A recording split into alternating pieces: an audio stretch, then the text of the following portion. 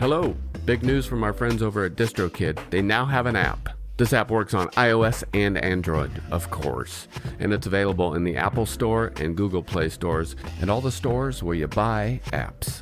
Go check it out. It's got a lot of cool features. You can upload new releases, you can get notified when you've earned royalties. Awesome. You can withdraw from the app via push notifications. A little dangerous for me, but rad. Anyways, go check it out. It's all at distrokid.com/app.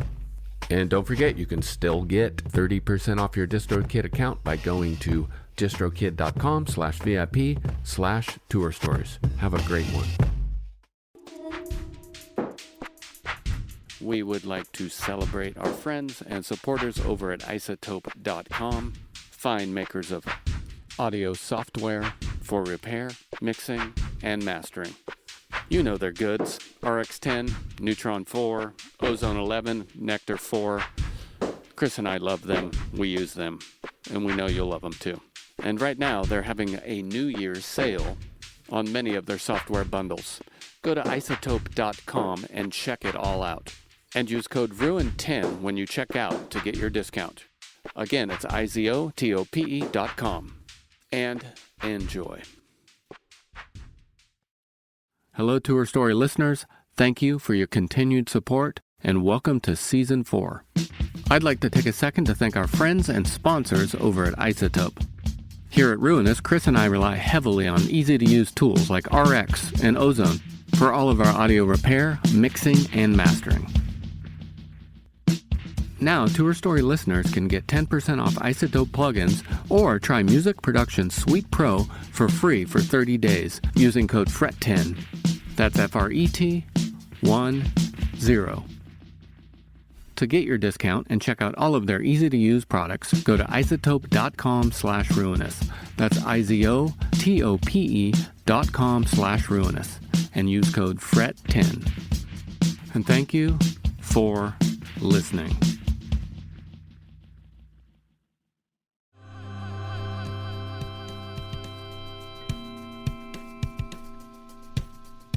Hey, man. Hello. What's up? What are you doing?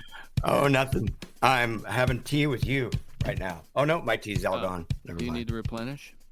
No, I'll be fine. I've already had two. What kind of tea do you drink? Earl Grey or yerba mate, but today Earl Grey is what it is. Is yerba mate herbal, or is it caffeinated and herbal? Or I think it's caffeinated and herbal. It's definitely, but it's more of a cleaner sort of caffeine. Yeah. You know, you don't come crashing down as much. that's how I think green tea is. Yeah, it's similar to that. It's a cleaner buzz, as they say. Yeah. Where are you? I'm at home. Well, actually in the studio next door, which is just a room above the garage, essentially. Yeah. Where are you, in Seattle area? Oh, sorry. You mean where am I in the world? Port Orchard, Washington. About a 40-minute ferry ride from you. What's the pandemic vaccine rollout vibe in Port Orchard? How's it feel out there? Same as everywhere else, I think. Yeah, you feel like people are vaccinating and loosening up a little bit? I mean, I haven't really talked to anyone. Yeah. So yeah, I don't know. I mean, I don't know too many people out here except for like Logan's teachers. That's about it. So yeah. So possibly, I don't know. I'm not sure. Have you been pretty isolated for the last year? Yeah, pretty much. I mean, except, Justin comes here every 2 weeks, but it was every weekend for a while, but now it's every 2 weeks for 4 days. But so yeah, aside from that, yeah, we've just been here. Logan finally started going to school in person again because being that he has autism, so he really needs some in-person interaction without having me as a crutch, like I said. So they actually moved him to a different school where they're having kids start to go in person that needed extra time and in person, Yeah. What's a day in the life look like for you in the last year? What do you do from wake to sleep? Kids, diapers, food, kids, everything, everything the kids need from second to second. And sometimes it feels like second to second, Yeah. sometimes bouncing back and forth from the 3-year-old to the now 6-year-old, but Araya Araya, she's 12. She kind of has her own, thing going on. She's got her first turntable, so she's pretty excited about that. Yeah. I don't have to like tend to her every, need, like, but the other two definitely, Do you take naps? Sometimes without realizing it, but usually, sometimes all of a sudden realize, whoa, I was asleep.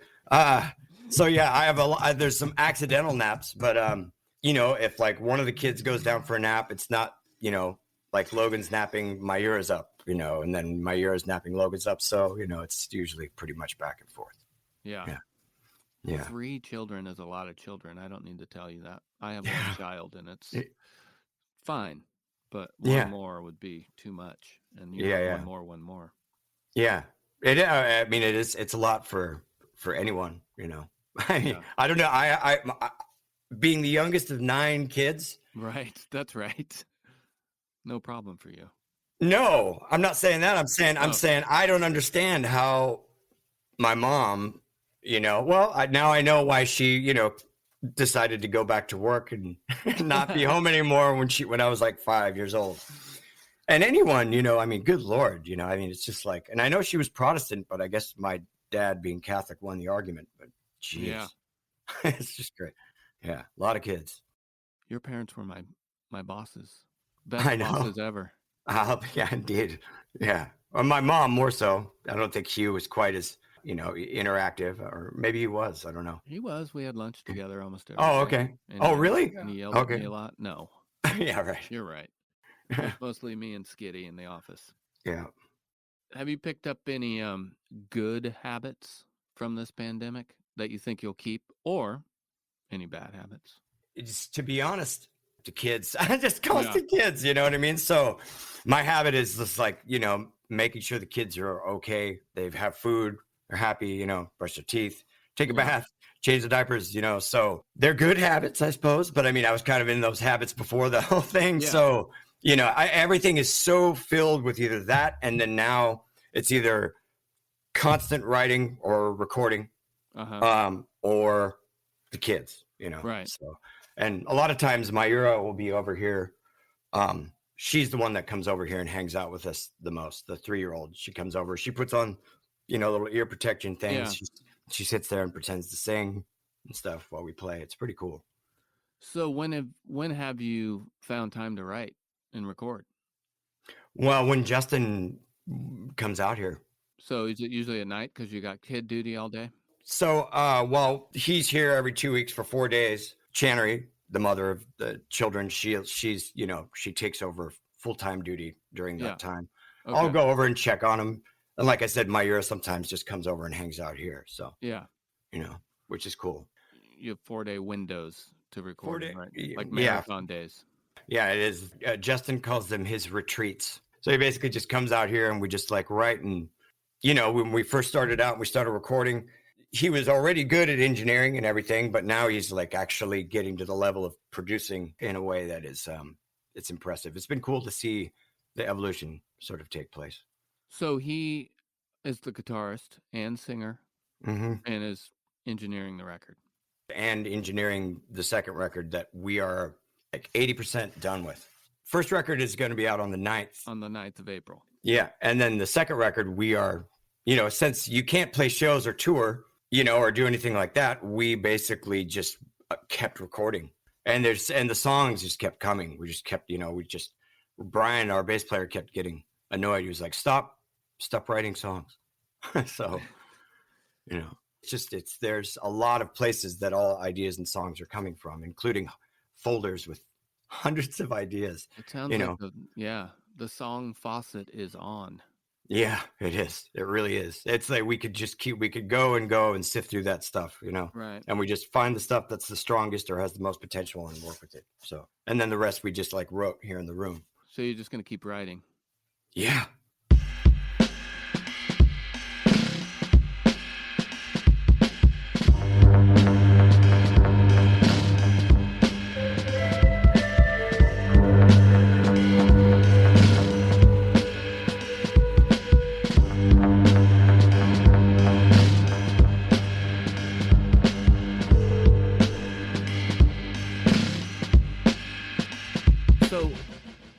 people think that once this pandemic is over and we've got herd immunity, or we all feel safe enough, that people are going to retain their habits and, stay inside, not go to the office. Do you think people will do that? Do you think you'll keep behaving the way you have been for the last year? For me, I haven't been actively isolating myself and being like, must not go to the outside world, must not go into public. Yeah. I wear the mask when I go into the store, and all that stuff.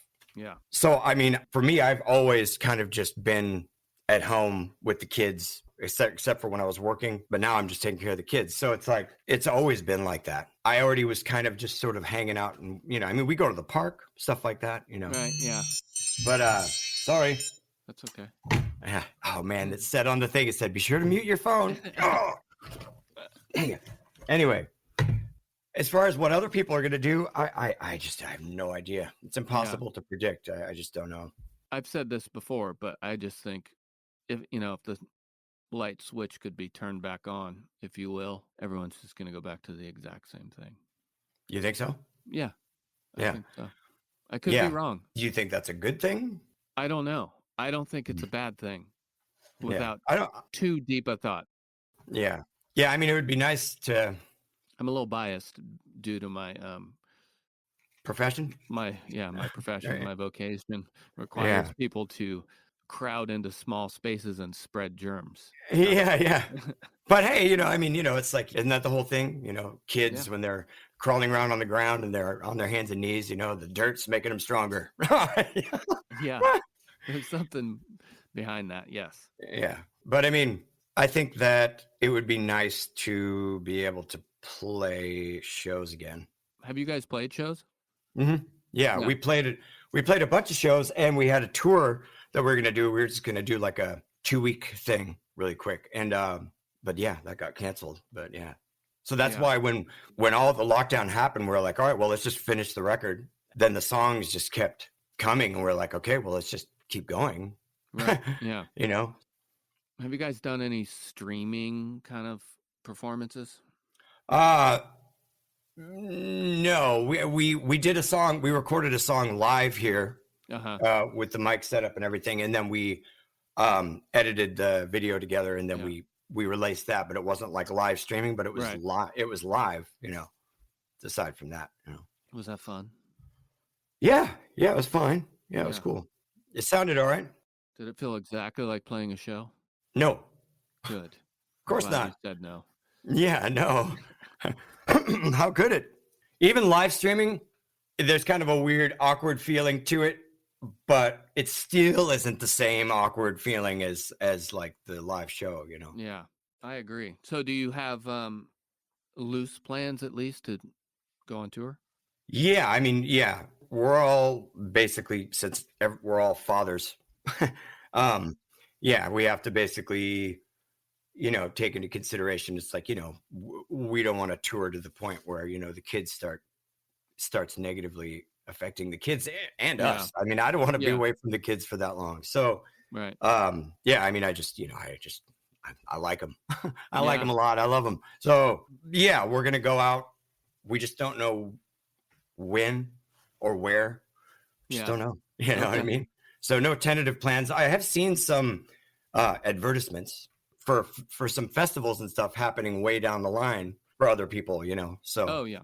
Advertisements, that's advertisements. And, thank you for clarifying that. Well, in the meantime, I'm going to play a tune. I want to play the lamb to the lamb to the slaughter pulls a knife. That's what I want to play. The lamb to the slaughter pulls a knife. All right. Is that cool with you? You want to hear that? No. There it goes. No, I'm just kidding. Okay.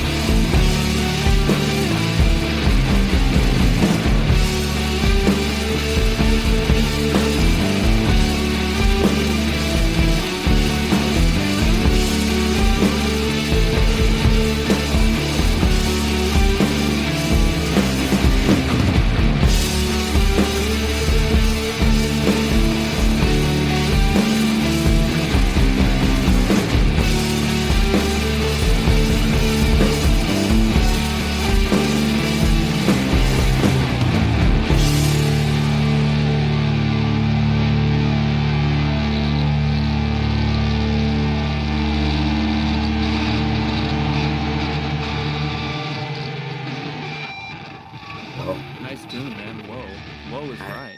Noisy ending. Good Lord. Was something broken on one of the guitars or something? Yeah, I thought we got that out of there, but oops. Oh. Oh, well, that's all right. Well, it doesn't come out till April 9th. You have 4 extra days to fix it. It's already gone off to the, no, I'm kidding. I think it was intentional, I think. Oh, okay, good. You guys and your art music. All right. I know. All right. So that record comes out April 9th. And what's it called? Intermission. Land of the Slaughter is the second single. The first one was Supervised Suffering. Yeah. And you guys produced that entire record yourselves. Yes, we did. Yeah. Over the course of a pandemic. Mm-hmm. Justin did all the heavy lifting, but he and I did a lot of mixing together. Yeah. But he engineered, let's put it that way. Right. Yeah. So I'm learning slowly. Yeah. Do you like engineering? Do you like being on that end of it? As soon as I feel more competent, yeah. But I'm trying to learn from, watching Justin learn. Yeah. So it's funny. It's cool. I like being able to record where I live. It's just something, I prefer doing that.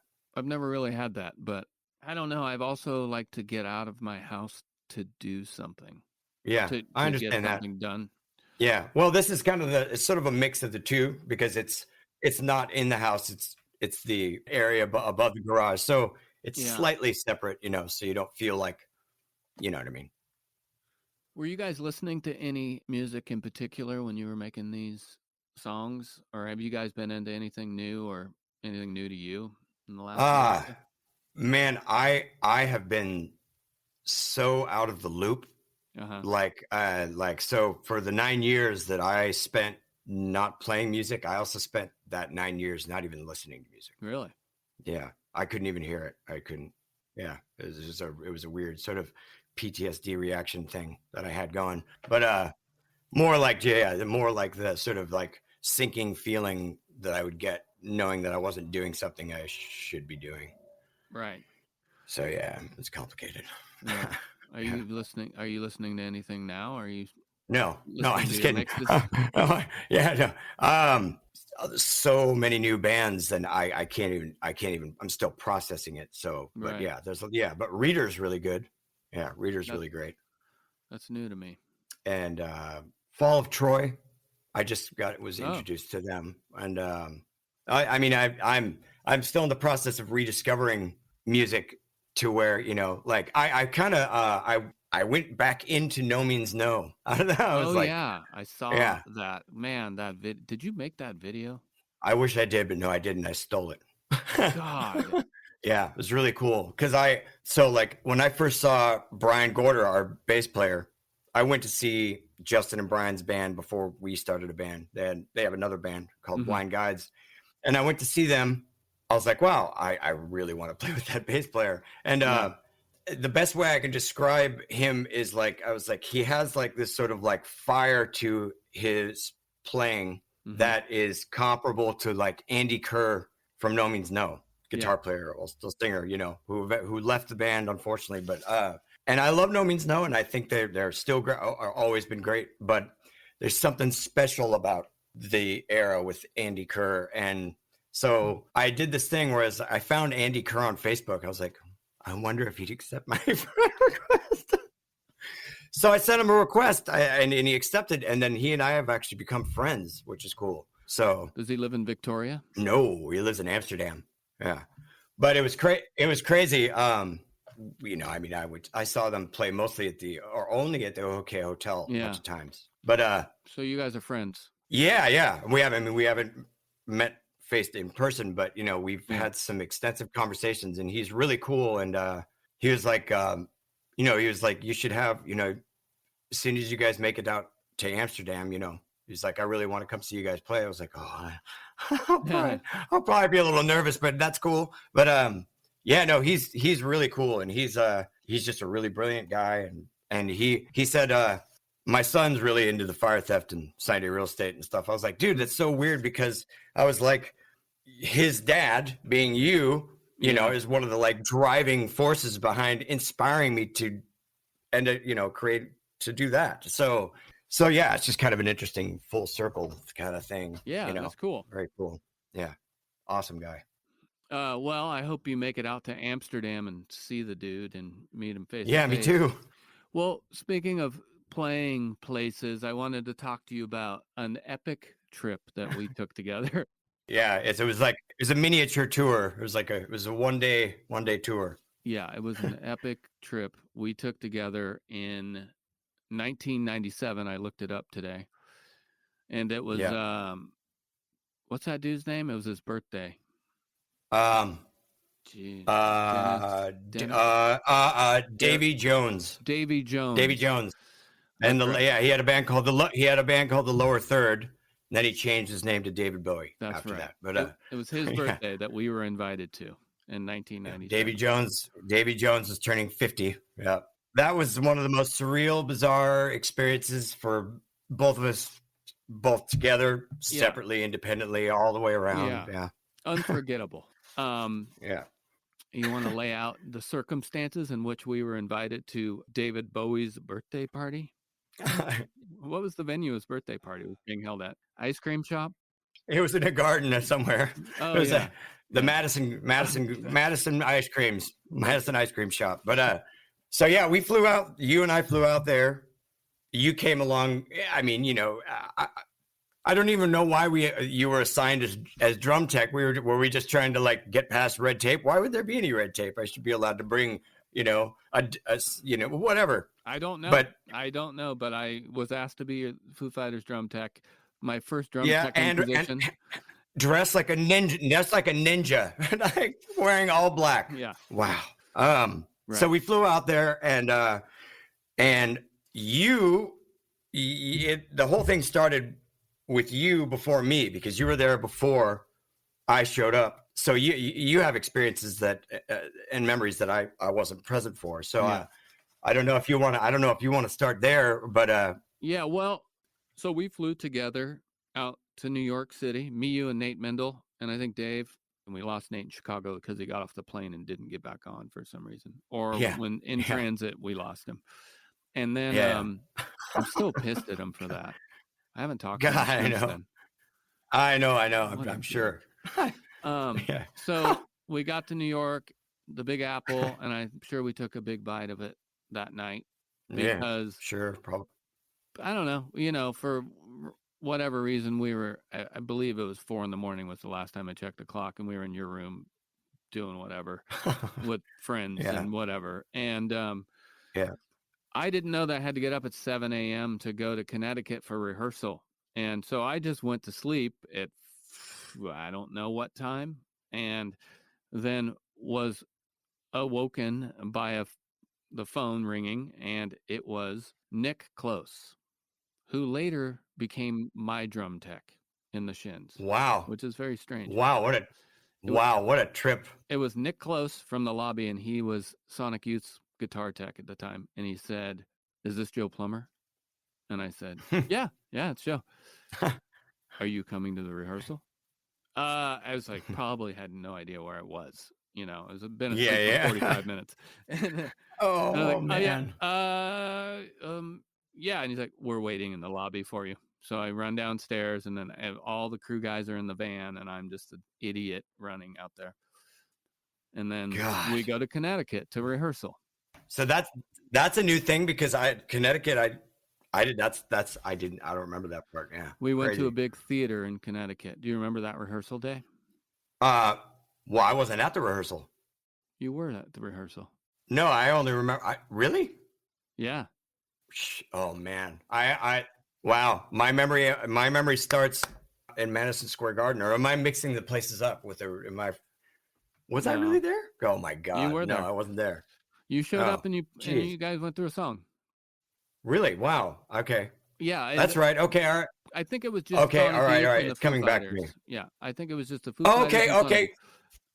Okay. All right. Yeah, it's coming back to me now. Okay. Wow. And then you guys showed up and we played, and you guys played a couple numbers with David Bowie, and then you guys were all done with that, and I was sitting in your backstage with y'all, and I was sitting on the couch. This is something I'll never forget. ever. I was sitting on the couch. I was sitting on the end with my hand on the armrest. You were to the left of me in the middle. Dave was to the left of you on the other end of the couch. Yeah. I was looking to my left, talking to you and Dave, and someone taps me on the shoulder, and I turn to my right, and kneeling down is David Bowie. And I'm just like 4 inches from your face or something. And I'm see 2 different colored eyes, and I'm frozen, and time is frozen, and it seems like it's an hour, and he just goes, I want to thank you for playing my birthday party. It's going to be great. It's so great that you guys could come out.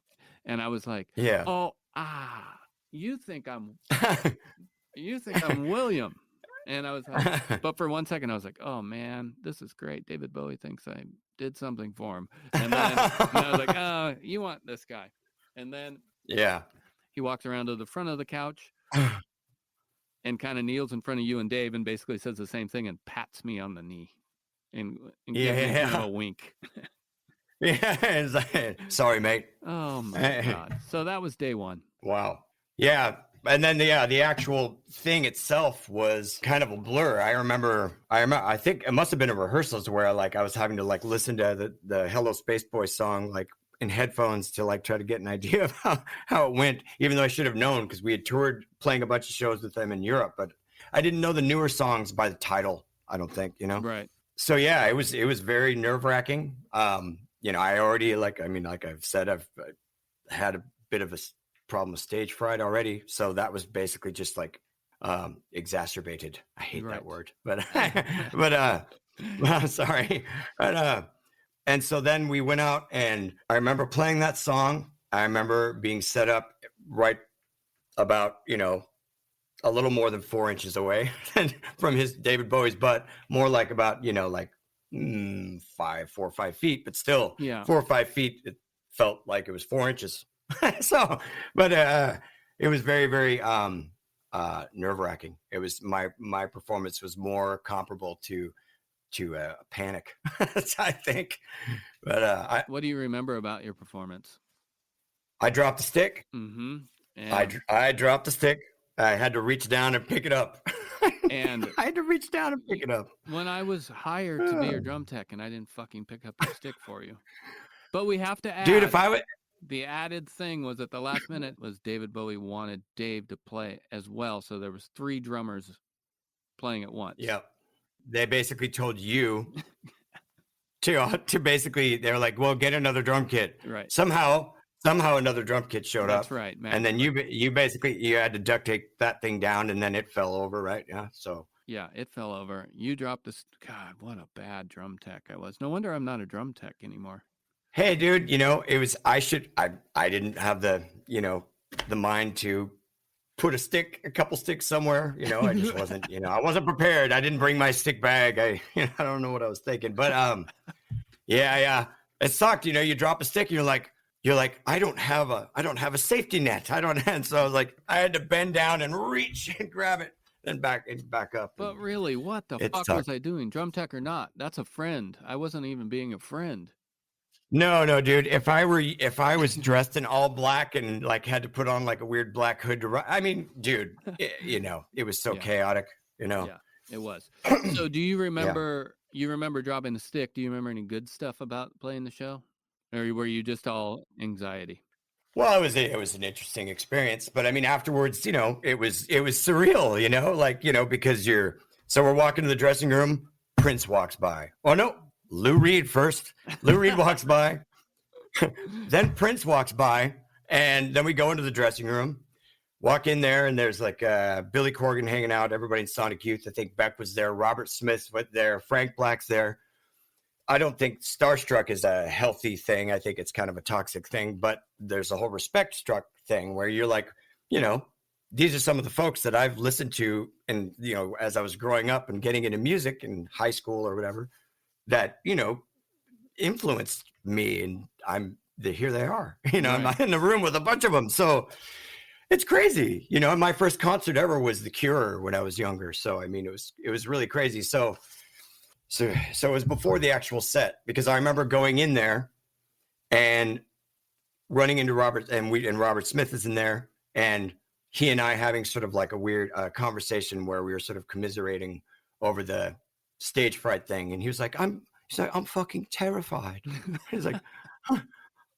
And I was like, me too, man, me too. And then while we were talking, and sort of, supporting each other, getting each other through it, Christopher Walken walked in. Oh God. Walks up to the deli table and makes himself a sandwich. And then that was where my conversation with Robert Smith it became very quiet. It was silent, and he and I just sort of looked at each other like, yeah, this is really weird. That's insane. Very strange thing. Yeah. Really weird. Yeah. So, and then I don't know if we should tell that. You had some other interactions with Robert Smith. I did. Yeah, but I don't know. We can tell the story. I think it's okay. Yeah, I'm sure he doesn't do it anymore. Yeah. Well, so I was in an odd position, a fun position, but you guys treated me like a band member. I seemed to be hanging out in the backstage all day of both rehearsal and the show. So I was sitting. I wouldn't have had it any other way. Man, It was great. And so I was sitting in the backstage all day at Madison Square Garden as people like Robert Smith trickled in. And sometimes I'd just be sitting on the couch in there and be like, Lou Reed walked in for 1 second and then turned back around. It's so weird, dude. And then, it's weird. At one point, Robert Smith and the guitarist from The Cure played the show, and they were just sitting in the room, and it was just me and those two. And them. And they politely introduced themselves, and I just went back to whatever I was doing. And I was reading Please Kill Me. Another weird thing. Kim Gordon gave me a copy of that book, Please Kill Me, the day before. Man, she is one of the nicest people I've ever met in my life. Yeah. About an hour or two later, I went into the bathroom, and it's a massive bathroom, and I walked in, and Robert Smith was the only one there, and he was hunched over the countertop, huffing a line or something. And it was really funny because he had a straw or something in his hand, and he looked up at me really quickly, and he went, "Oh, hello. We've met." And he hello was again. Being funny, and and then I peed and I walked out, and I just did that just happen? I don't know. Yeah, it's a good thing that you didn't do that. It's a good thing that you have never done those kind of drugs in general. But true. Also, but if you had, it would be really funny. What a story to have done that with Robert Smith. But it's good that you were the better person. Yeah. Well, I wasn't offered. I don't know. I would have been a better person. You would have said no. You would have said no, of course. So one of the last things I do remember of the show, which was fun, I don't know if you remember this. You had met Fred Schneider before, I think. Yes. As far as I was concerned, you guys were pals, and you knew that I loved Fred Schneider. And I remember it was like standing in a room with like Christopher Walken and all these people, and you're like, "Joe, come here. And I didn't know it was Fred Schneider at first.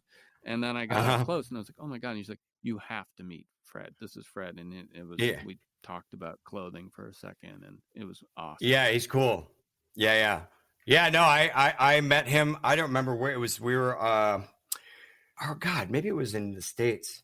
Because I don't know, there was some barbecue that was going to happen, and he was going to go to it. And there was a message on my phone in my hotel room, and I checked the message, and he goes, "Hey, Will, this is Fred. Just wondered if you're going to that barbecue." And I was like, "Oh man, I missed it. It's too late, but no, he's a really, really nice guy. How the fuck could you miss a barbecue with Fred Schneider? I know. I know. It's terrible, but I wasn't. I didn't answer the phone originally because you always think it's like going to be the front desk. I don't know. Right. Anyway, right. Whatever. Maybe I was sleeping. I don't know, but probably. So, but yeah, no, that strange thing, man. I mean, it's a weird, I mean, both of us coming from like this punk rock scene, and then all of a sudden you're kind of like launched into, situations where you're suddenly like playing shows with people who inspired you. It's very strange. Yeah. It's just a very interesting thing, you know. It's really cool, but it's very strange, you know. It was a little overwhelming that night for some reason.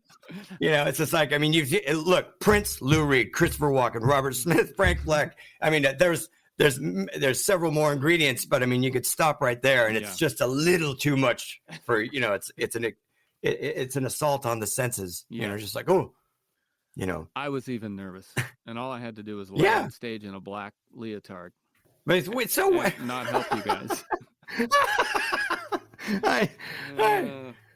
Well, God, man.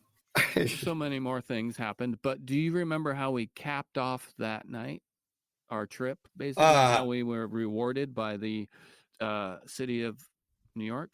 Well, before that, I know we went to an after party at his house, at his space or whatever. Yeah. And like, and I remember, that was weird. My only memory from that really was talking to Matt Dillon for a minute. Oh yeah. That was about it.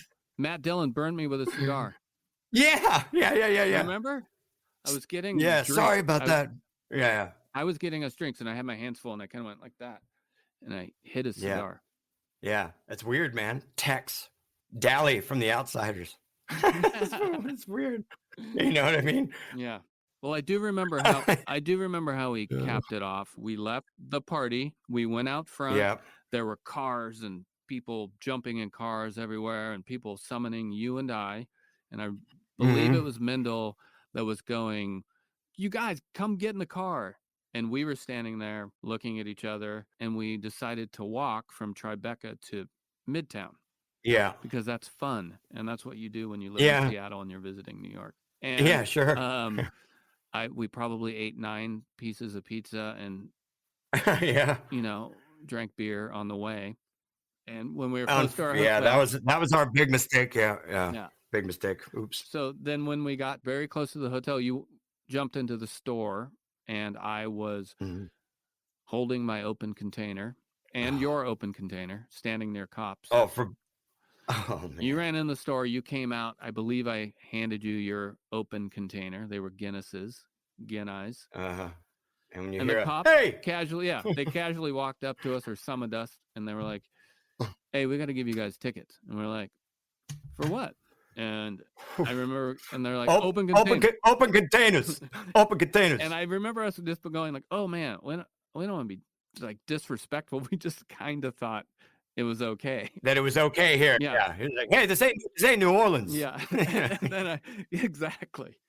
And then you poured them out. I think you took them and dumped them. And, you know, we were being nice and we were kind of talking to them, dumping them out. And it was like, throw them away. I think you might have said, are we cool? And they were like, we got to give you guys tickets. And they wrote us open container tickets. I wish I still had them. I never paid it. We're like, man, you know, can't believe that. I mean, you won't just like let this pass. We didn't know we're not from, you know, we're from out of town. We thought we were in New Orleans. It's like, hey, he was like, hey, just ask Giuliani. It's from Giuliani. That's right. He said Giuliani gave you these tickets. Disney and Giuliani gave you these tickets. Now get the fuck out. Yeah. So that sucked. But then you tried to pay it. I don't know if I tried to pay it. I can't remember. But then it didn't work. So you and I both have warrants for our arrest in New York for open containers from over 20 years ago. One of these days, I'm not going to make it home from a tour and be detained at JFK. Yeah, man, that's one weird thing that's so strange for me about my life now, or my life for a while now, is the not drinking anymore. It's so strange thing to me because it's so because I did so much do that. You know, as you may remember. Yeah. So I remember. It's such a strange thing for me. It's like so bizarre. Like it's hard for me to wrap my head around the state of mind to where like I was like going. That was where I was. You know, if I was done playing, that's where I was headed, was right to drink. You know, and it's just such a weird thing. You know, it's weird. I almost wish I wanted to drink, but it's like I can't even I can't force myself to do it. It's like I don't know what it's really strange, but yeah, it's cool. I'm not like a sober, guy. Like I do like heroin every week. No, I'm just kidding. No, I'm joking. You can edit that out, but I don't. But I don't. I don't. I'm not. I didn't go through like a program. Yeah. You know what I mean? Like, and I don't like if people drink. I'm not like, oh, you know what I mean? It's, I'm like, oh man, I wish I wanted to. Yeah. Know? Same way I'm a vegetarian. It's like I don't care if people eat meat. It was just a personal preference for me. Yeah, it's a weird thing. But yeah. I think back then, drinking was a part of our lives more than it is now, obviously. But back then, the adventure, I just can remember just walking around New York and drinking beer, of course, was part of it. But stopping and eating pizza. Did we stop and get knish too? Do you remember? Oh, that? yeah. Yeah. Weren't we on a hunt for a knish too? Like every it was Blake Schwarzenbach from Jawbreaker who anytime I was in New York with him, he got me hooked on that. So yeah. But yeah, no, that was fun. Yeah, it was fun. God, what a crazy time. Yeah, crazy time. Well, I'm gonna let you go. Congrats on the record. Thanks. Yeah, it's cool. It's nice to be doing it again. Yeah. It's a good thing. What are you looking forward to in the next year? Putting out the second record. Oh yeah, and a little bit of touring. That and reasonable, sane amount of touring. That doesn't confuse the kids. Everyone's kids. Mine is better. Well, no, Brian's got a really little one, and then I have two little ones. So you can make stand up life size images of yourself, and you can make like 6 of them and put them in each room. Yeah. Okay, man. It's nice talking to you. Nice talking to you too, man. It was very fun. Let's get that snare drum back to you. If it just sounds like a piccolo, then no, it'd be fun to experiment with, but it belongs to you now, but it'd be funny just to see it again, kind of like Bilbo seeing the ring. Yeah. Just one more time. How about if it is mine officially, I'll loan it to you for 20 years. Okay, that's fair. The amount of time I believe I've had it. Yeah, I think that's how we do stuff. Isn't it? I almost forgot. You want to play some drums? You want to go back there and play drums? Say goodbye and play drums, and we'll see what happens. I've got a drum set. All right, it's probably gonna sound like crap. No but way, we can try. All right. So what should we play? I don't know. You go play something, and I'll listen to it and see if I can respond to it. It was good to talk to you. Thank you, sir. All right. Good to talk to you as well. Bye. Talk to you soon, I hope. Yes. Bye. Bye. All right.